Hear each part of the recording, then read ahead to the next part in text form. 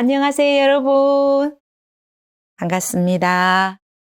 오늘 하루도 얼마나 수고가 많으셨는지요? 우리 학생들도 공부하느라 수고 많았습니다. 여러분, 영국 국기를 유니언잭이라고 하는데요. 이 연합기는 영국을 구성하는 4개의 지역인 잉글랜드, 스코틀랜드, 웨일스, 북아일랜드 깃발 중 웨일스를 제외한 3개의 깃발 문양이 합쳐져 오늘날 영국 국기가 되었답니다. 웨일즈는 13세기 잉글랜드에 병합되어 하나로 인식되어 빠져 있다고 합니다. 3국의 기는 모두 각국의 십자기로 기독교에서 기원했고요. 연합기는 1707년 스코틀랜드가 잉글랜드에 병합한 그레이트 브리튼 왕국과 1800년 아일랜드 왕국이 통합되어 대영 제국이 탄생하면서 만들어져 오늘날에 이른다고 합니다.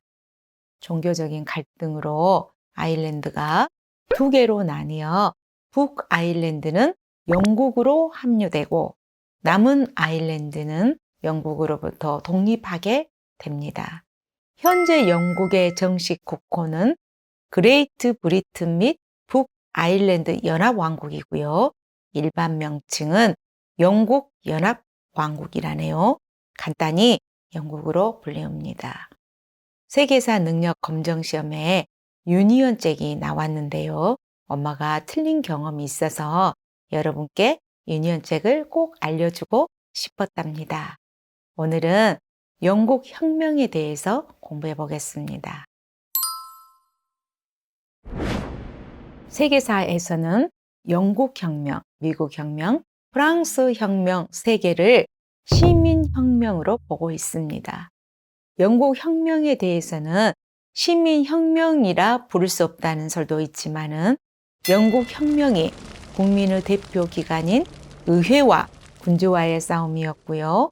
왕을 처형하고 공화정 체제로 변화와 그 이후 민주주의의 근본이 되는 입헌군주제를 최초로 확립했다는 점에서 시민혁명으로 보고 있습니다.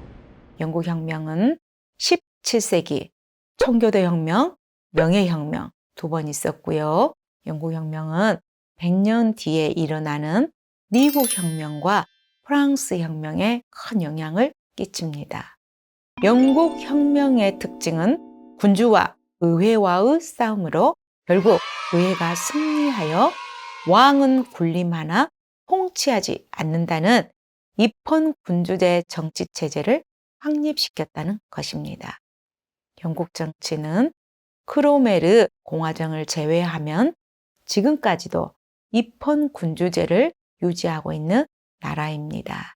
현재도 영국의 군주는 1952년부터 재임 중인 엘리자베스 2세 여왕입니다.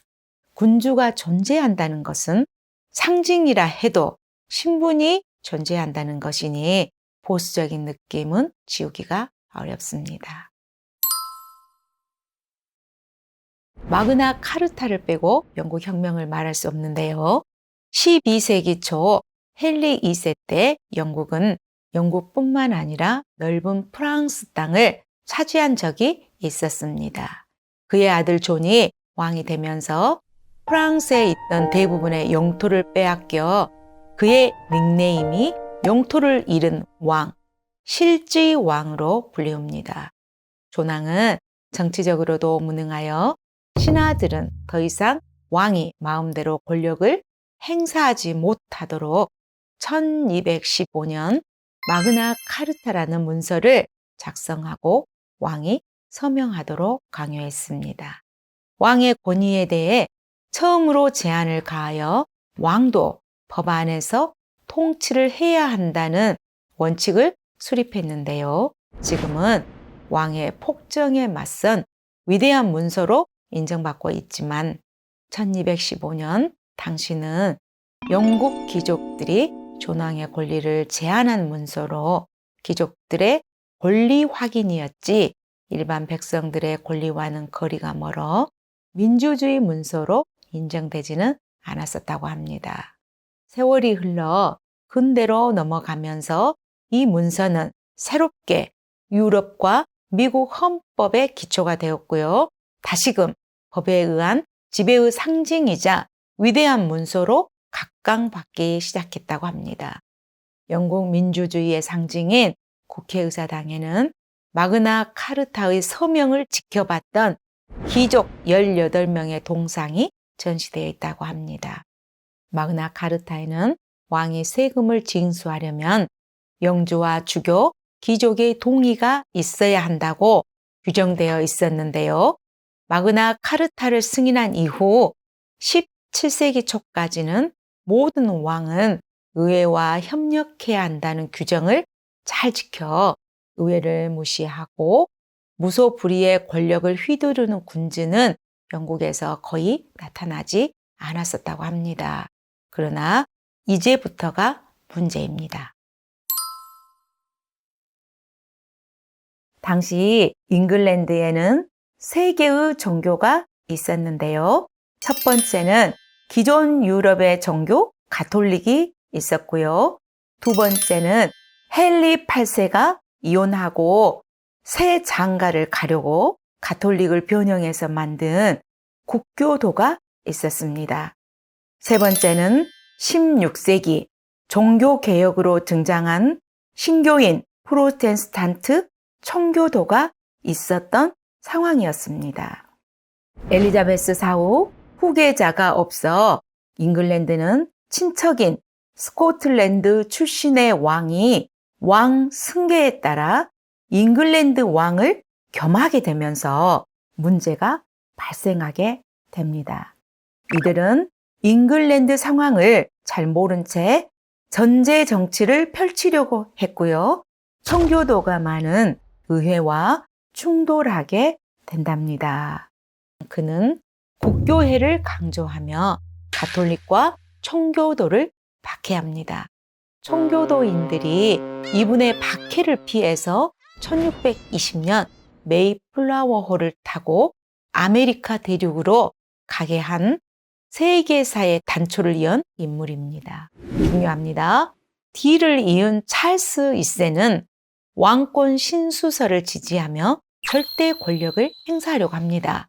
그 역시 청교도를 단합하며 함불로 과세하자 의회는 1628년 의회의 동의 없이 과세할 수 없다는 내용의 권리 청원을 찰스 1세에게 제출하여 승인을 받게 됩니다. 여러분, 구호 중요합니다. 그리고 군주의 전제 정치에 반발하여 나온 문서가 권리 청원입니다. 하지만 찰스 1세가 의회를 소집하지 않고 전제 정치를 계속하자 의회가 반발하면서 결국 1642년부터 크로멜을 중심으로 한 의회파와 왕당파 사이의 국내 전쟁이 일어나 왕당파를 격파하고 찰스 1세를 재판에 회부하게 됩니다. 그리고 사형이 선고되어 1649년 1월 30일 런던 궁전 앞에서 참수되게 됩니다. 세계 역사상 처음으로 국민의 봉기가 왕의 생명을 앗아간 사건이라고 합니다. 이후 크로멜을 정부 수반으로 하는 공화정이 수립되는데요. 이를 청교도 혁명이라고 합니다. 여러분, 청교도 혁명은 왕을 처형하고 군주제를 없애고 공화정으로 전환한 혁명입니다. 새로운 혁명으로 체제를 바꿨지만 제도가 정착하려면 많은 시행착오를 거쳐야 되는데요. 제도적 정비가 되지 않던 시절 혁명 결과로 왕 대신 또 다른 독재자로 바뀔 뿐이었습니다. 1653년 종신 호국경이 된 크로멜 정부는 스코틀랜드와 아일랜드에 대한 원정, 항해법에 의한 네덜란드의 재해권에 대한 도전 등 대외 정책에서는 성공하였으나 대내적으로는 그도 과거의 왕과 마찬가지로 의회와 국민의 권리에는 관심이 없었는데요. 음주, 도박을 금지하는 등 청교도적인 엄격한 금욕 생활을 요구하게 됩니다. 이런 크로멜식 공화정 독재 정치에 영국인들은 염증을 느껴 다시 왕을 원하게 됩니다. 그가 죽자 1660년 의회는 고민하다가 처형했던 찰스 1세의 아들 찰스 2세를 군주로 맞아들이는 대신 브레다 선언을 맹세케 합니다. 모두 찰스 1세를 죽였던 사람들이라 복수가 두려웠습니다. 신교의 자유, 마그나 카르타와 권리 청원을 존중하는 선서를 시켜 왕권을 통제한 후에야 왕정을 부활시키게 됩니다. 1660년 왕정이 복고되어 찰스 2세가 왕위에 오르게 됩니다. 그는 의회의 권리를 지키겠다고 맹세했지만 얼마 안 가 무소불위의 권력을 추구하고 복수를 하는데요.